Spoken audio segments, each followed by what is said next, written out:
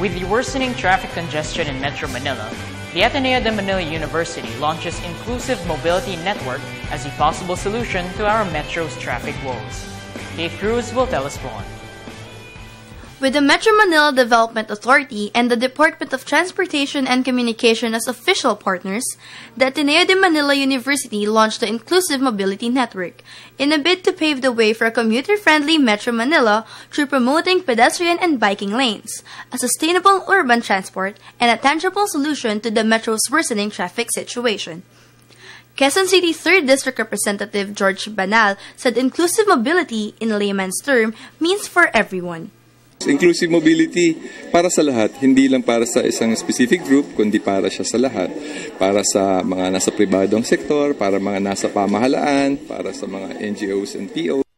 Itong pagpupulong na to, ipinapakita nitong Inclusive Mobility Network na inclusive, ini-include nila lahat.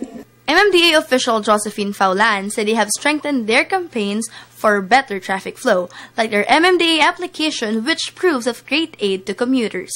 Whenever we go, lagi sinasabi sa amin, uy, ginagamit ko, nasa cellphone ko yung apps mo.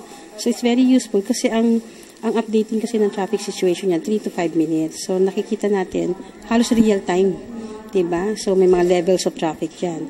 Low, medium, and high. So kapag low, may mga color-coded yan in 9 major thoroughfares. Meanwhile, awards were presented to some cities in Metro Manila for their contribution to inclusive mobility, including Marikina, Pasig, San Juan, and Makati. Marikina Vice Mayor Jose Catis takes pride in their bike lanes, which are used by 14% of Marikina residents. Maraming advantages ang bike lanes.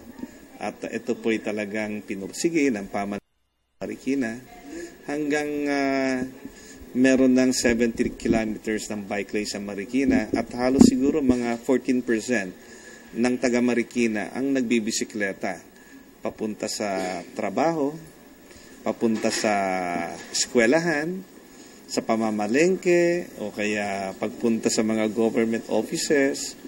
Banal believes that with this advocacy, it is not far-fetched that we would be able to achieve or even go beyond the current stature of neighboring Asian countries like Singapore and Japan. Hindi lang up to par, we want to exceed siguro. Kasi we deserve it eh. Napakayaman ng bansa natin, napakabubuti ng mga mamamayan natin. Doon tayo dapat papunta. This is Kate Cruz for News at 1, Junior Edition.